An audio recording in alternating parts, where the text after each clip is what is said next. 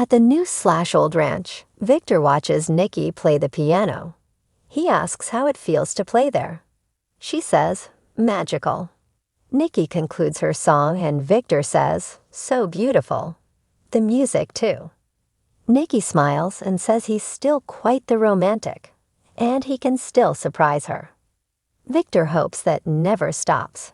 Nikki can't understand how he got this house filled without her knowing. It was an amazing secret. They embrace and then sit. Now we're hosting a wedding. Nikki starts fretting, but Victor says she doesn't have to lift a finger. A wedding is the perfect way to christen a new home. New beginnings. At the Abbott mansion, Abby paces and tells Tracy they should be here by now. Tracy urges her to try and relax. Outside, Jack arrives with Ashley. He asks if she's nervous. She says a little bit, or maybe a little bit more than that. Jack reassures her. You're home now. She loves the sound of that.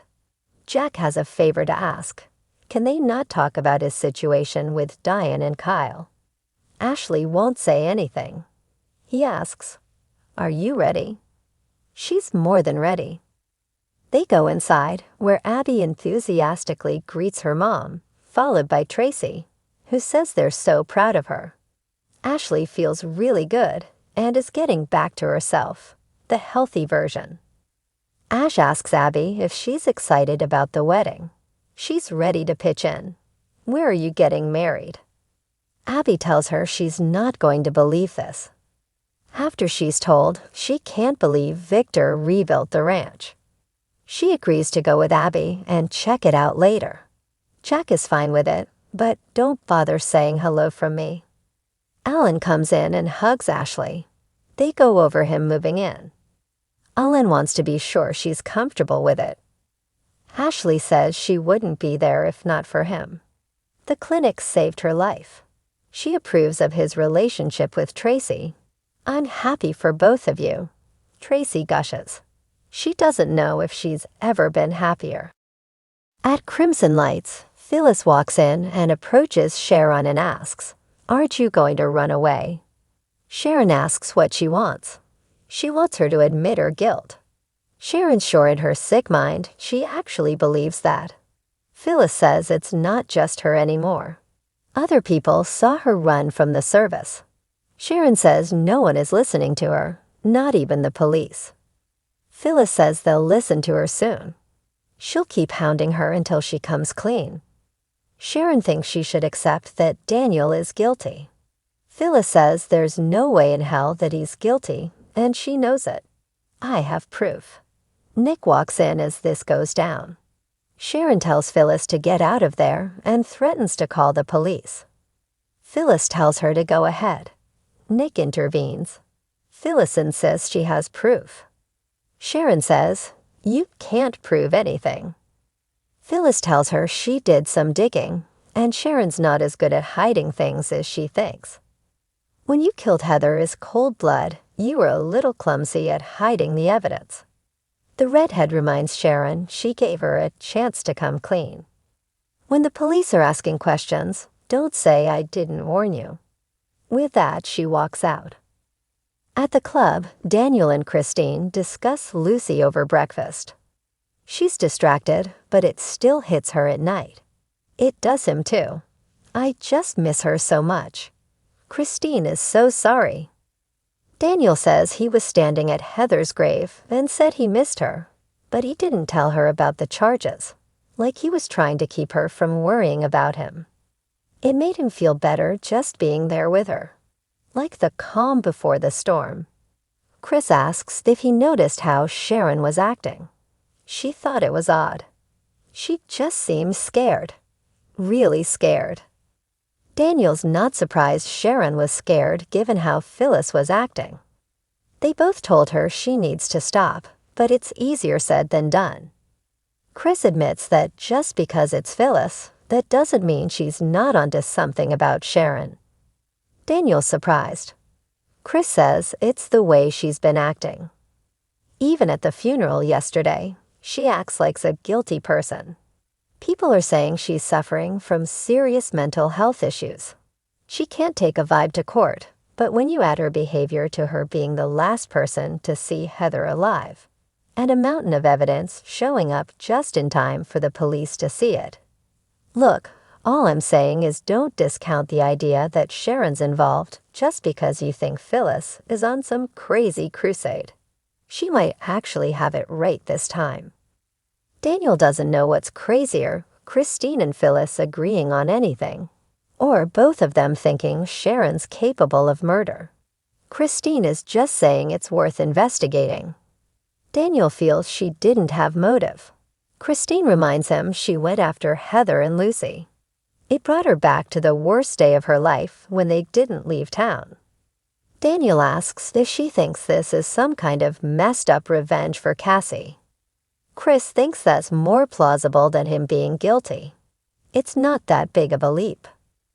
Daniel says that would be diabolical. It would mean Sharon planned it. At Crimson Lights, Nick and Sharon talk about Phyllis' unwillingness to back off. Sharon is sure she won't let go of this. Nick says no one should be dealing with this. Sharon knows this can't be easy for him, but Phyllis is lying. Nick marvels, she sounds so sure about it. Cameron pops up and warns Sharon to be careful what she says because Nick is starting to doubt her. Nick asks Sharon why she's not looking at him. Cameron tells Sharon they don't have time for this. Get rid of this guy. Nick snaps his fingers in front of her face. She tells him he's making her nervous and complains that Phyllis needs a scapegoat. She won't stop until she gets what she wants. She might even manufacture evidence. Cameron says, "Perfect." Sharon turns to look at him. Nick follows her eyes and frowns. Sharon gets up and tells Nick she wants to warn Chance that Phyllis might try to fabricate evidence. Nick thinks that will make her look guilty. He will deal with Phyllis. Sharon hugs him. Nick exits, and Cameron sidles over and leans on the counter. He warns that no matter how loyal she thinks Nick is, Phyllis can be very persuasive. This problem isn't going away, unless you make it go away. At the ranch, Victor and Nikki greet Ashley and tell her how happy they are that she's there. Ashley says Abby was her motivation. Victor invites her in to see their new abode. Ashley says it's stunning. You've completely outdone yourself. They marvel that Nikki didn't know a thing until he brought her there last night. Nikki says they have a wedding to plan, and Victor surrenders to letting them implement their ideas. He gets a text and says he has to deal with this. Victor enters his office, where Jill tells him he should know by now that she doesn't like to be kept waiting. Victor asks what kind of greeting is that.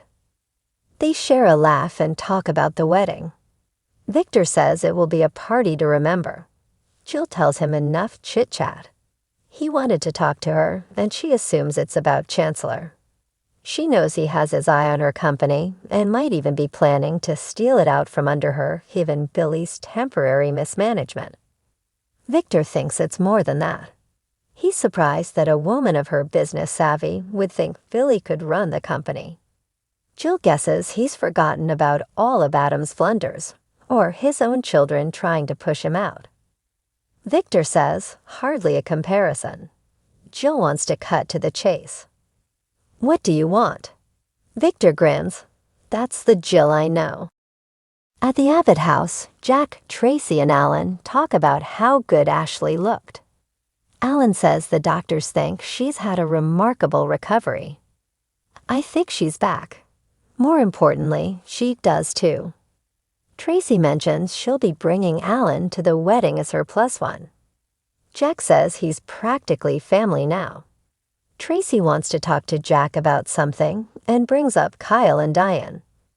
Jack doesn't want to discuss it. He's moving on. Tracy warns it's escalating. This is not good.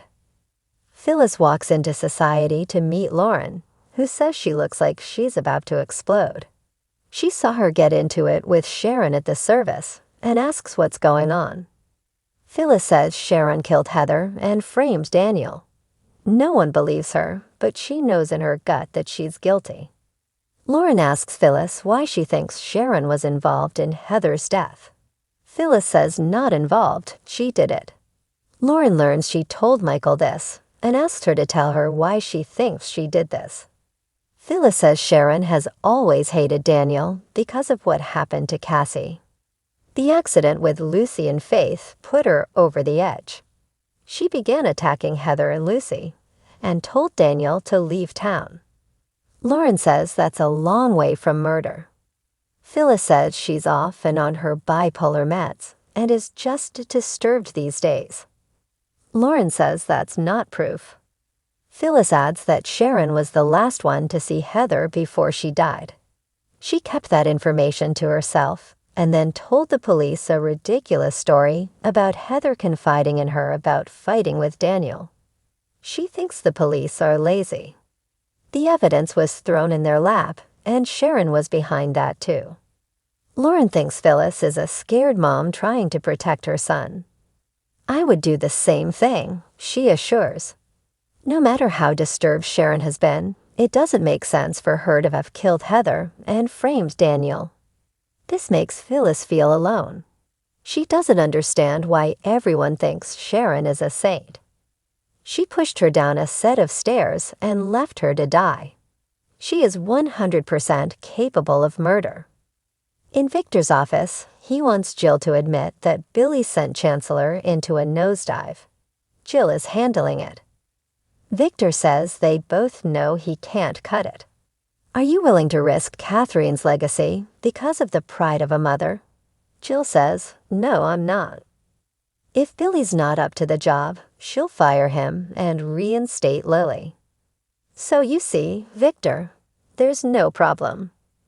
Victor says, yes, there is. That would be a mistake. At the Abbott mansion, Jack and Tracy debate whether or not to talk about Diane. Alan intervenes and suggests Jack hear his sister out. Tracy says she overheard Kyle talking on the phone to someone that Diane is trying to undermine him at his new company. She warns that she's not working alone. Diane has enlisted Victor as her ally. Jack gets up and storms out the door. Tracy exclaims, oh no. She feels like she just lit a stick of dynamite. In Victor's office, Jill asks why it would be a mistake to put Lily back in charge. Victor says she belongs with her family and their business. That's why she proposed the merger in the first place. She wants to work with Devin and Nate, and that's what Neil would have wanted her to do. Catherine would have advised her to do the same thing. So let's make a deal.